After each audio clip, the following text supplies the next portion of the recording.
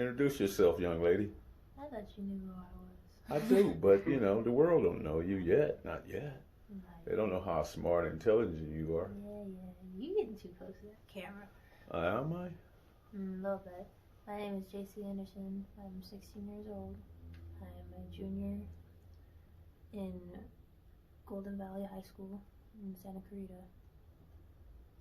Okay, so we were having a discussion about the plight of black people, and this being Black History Month, I think is a perfect time for you to give your thoughts on it. So what are your thoughts?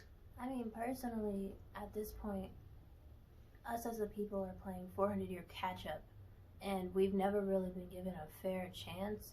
Even when we were multiple times, there have been where we actually did get ahead, considering our conditions.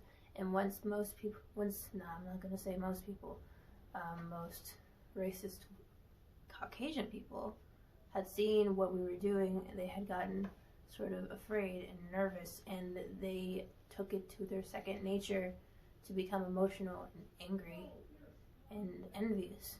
And like a child that having a tantrum, they burned it all down. They destroyed it because it wasn't going their way. And now it's us just fumbling and twiddling our thumbs, because at this point I feel like us as a people are too afraid to go back and actually go for a successful legacy. So what are some of the things that black people can do, or do you have any thoughts on that? I mean, to catch up to speed. To catch up to speed, I mean, it would take a lot. We would have ourselves, we would definitely need help. It's not us anymore. We can't, it's just, I think it's a little too far for us to do it on our own. And I would hope that other people, other minorities would band together for us, for just us as a minority, because at this point, I'm gonna say it as I see it, every single Caucasian colony that I've seen touch a country, they've messed it up. They say they fixed it, they civilized it, or they gave them some knowledge. If anything, they took the knowledge, they took the materials, and they gave them chaos. And they left the people that were originally there in shambles. And then years later, they'll come back and say, oh, we're so sympathetic, how about we give you a donation for these poor people that just don't know how to work by themselves, which is just horrible. You go around and you just mess up everything. You put everybody's lives in danger for what? Glory, gold, to spread your influence and your power? It just made no sense, because at this point you really see that how fragile that kind of mentality is, because it just, they never had anything in the first place, and they were envious of that. So they took everything away from everybody else and claimed it as theirs, and rebranded it as their own, and just made sure that everybody nowadays that come from those ancestors just assumed it was theirs to begin with. And people, now that we have our technology, we have everything that we have on record from the books on our phones. And it just takes a little bit of encouragement to go look for it. And nowadays, it's not really that hard to find it. I guarantee you can find plenty of articles and plenty of evidence from those times just in 10 minutes. And it's a perfect time, I guess, because it's Black History Month. I think the main thing that can help, I mean, what should be promoted through Black History Month is that first thing is that we as black people have to believe that we are worth more and that we can have more. Because the problem is that most of us don't believe that we are worth more or that we can have more. Because we've been torn down so many times that they're too afraid to go step out again. Exactly. So you just stepped in the frame, but who are you? They know who I am. That's I'm the father. Wait a minute. That's who? My annoying father. Annoying father. No, he's a great, loving father. Great, loving father. There you go. So people, like she said, it's that fear. We've been torn down so much, we have tried and we have failed so much that we are stuck into this isolated fear to where we don't believe or we don't have the courage to try and go and do it again. And another thing that a lot of us have is we have too much pride. You have like two cultures of black people now. You have those who are consciously aware, and then you have those who are not aware. And the ones who are not aware, they have this false sense of pride and foolishness, which makes them less likely to believe that they are worth more. They only want to appear that they have money and riches. They only want to appear what? They only want to appear that they have riches and wealth, and they only want to appear of what they have or what they desire. But really, it's a false sense. It's a false sense of security. If anything, they only want to show that, but in reality, they're getting handouts. They're trying to just grab, steal, or something to just have it for that. And moment. we all became aware of that during the pandemic through the yeah, because you really see that PPD. Yeah, through the PPD, through the stimulus checks, you see that immediately after they get them, you just spend it all like this is your last night alive, and that you're a millionaire. But once that runs out, immediately you just see panic. Is that cultural conditioning? It is conditioning. It has been conditioned for a while. That if anything, we have been conditioned to a point where, we're not meant to save it. We're meant to spend it. We're meant to have it. It's a consumer mentality. And wait a minute. Let me stop you right. And you hold? I'm 16. And you aware of this? Yes. Amazing. But go ahead. And that consumer mentality, especially implied into our African American society, has crumbled us as a people economically anyway. Because we just don't have that. We don't have the money because we just spend it, and we don't ever save it. We don't save it enough to where we can invest in something else and not just live in that moment, where we can actually live into the future for, say, yourself or your kids or your grandkids, just to have that money for them or somewhere in the future for your legacy. Generational wealth. Generational wealth. So hypothetical, if I gave you $100,000, what would be your investment? If anything, I would save it for my college, save it for a car, save it for a home. I want to buy a condo for myself, and then save it for a studio. Yeah. Save it for real estate is an investment. Real estate is an investment. And if you buy it in the right place at the right time, it'll just grow your wealth, and you'll be eventually able to sell it. The wealth of this country has always been determined by the property you own. It's by land. Yeah. If anything, that's the bare bones of this entire, how do you say? Existence of this country is having your own land and having what is yours, basically ownership of that land, whether you take resources it or the resources on that land, and it has to be viable for you to just sell and have it and be. It's not a flash in the pants. In other words, I put on Gucci shirt, Gucci shoes, Gucci chain, and run out there and say, "Hey, everybody, look at me." Yeah, you shouldn't have to see. You shouldn't have to. That's not how riches are determined. No, riches are never determined by that. If anything, it just makes it more obvious that you have no money. Because you spent it all on that weird outfit. So why does that shine through? What's the problem? It shines through because it just shows how much, if anything, scared we are to ever go past what we've been given. Or not given, but more just been able to have. Because at this point, we've tried a lot of times throughout the 400 years of this godforsaken country that we've tried. We have been built on our own backs because we were never given that support because we were never seen as an actual people. We were seen as property. We were seen as labor. We were seen as materials to somebody else's benefit.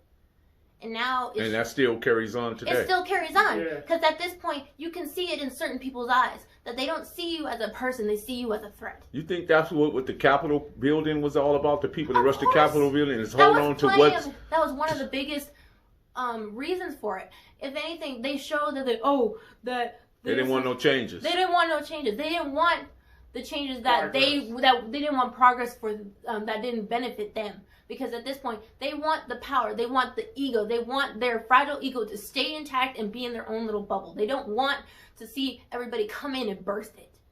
And that's what's going to happen, because at this point, they want to be stuck in the 60s, the 40s. They want to be stuck in that place where they have that mentality of, oh, I am the highest animal on this planet, and nobody else can take it away from me. Dad, what's your take? And the whole purpose of humanity is there is no superior person. It's supposed to be equality. And they don't get that. They always want to have a pyramid. And with progression comes equalization, to where everybody is on a level playing field. And they don't want to play. They don't want that, because then it takes them from up here to put them on the same playing field as us. And so a lot of them fear that. A lot of them fear that, you know, once we're on that equal playing field, that their lives and culture for what they've been taught to believe it is. If anything, their culture is stolen from many different other cultures. It's a combination, an amalgamation of different cultures that you just took and stole and tried to just take the little parts that they wanted. They didn't take all the rest. So it's like going through a cafeteria line. Yeah, exactly. Just picking out all the things that you want. It's going through a buffet line. Just like picking out the different things that you want. Leaving the rest. Or like a little child. Leaving the scraps for the people that... Yeah, leaving, like, it's like a child. If you give them the meal and then they only pick out a certain thing, and they'll leave the rest, and you ask them, what about the rest? They're like, oh no, I don't want it. Or they just try to do their best to, like, throw it away or just hide it under. JC, you know what? Let me say this right quick. I feel very comfortable knowing that you're my granddaughter and you're up next. I feel very comfortable with that. And to close out on things here is that the cards have been dealt. We have the cards. One of the problems with us as black people, we don't know how to play those cards. Instead, we say, well, I haven't been dealt a good hand. So you throw the deck in and you give up. So the thing is, I think we need to learn how to play the cards that have been dealt to us and use them cards to get in a better position. Or become the dealers ourselves. That's how you become. You become from the product to the producer. There's also some people that bluff so hard that they lose their entire deck. They don't even have a chance to play, because at that point, they just lied themselves into a position they can't play out of. If you look at the cards, you have the jokers, the kings, the queens, the jacks, 10s, 9s, 8, all the way down to all the way down to the ace. Yes. Is there any one card that's powerful than any other card in your eyes? It's not. It's not, because it's all on how you play that card. You can give me the two of diamonds, and you can have the ace of spades. If anything, you can. But the thing is that if you get 2 more twos, then or even if I'm able to play that 2 better than you're able to play that ace. So the thing is, it's clearly the stack been decked against us from the jump.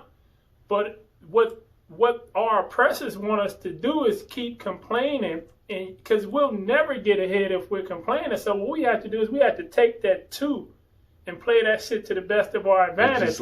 And then at the same time still be raising our voice and pointing out all of the inequities and expose them to the world. But at the same time, like what we had for Black History Month, it's all about us standing on the shoulders of our ancestors.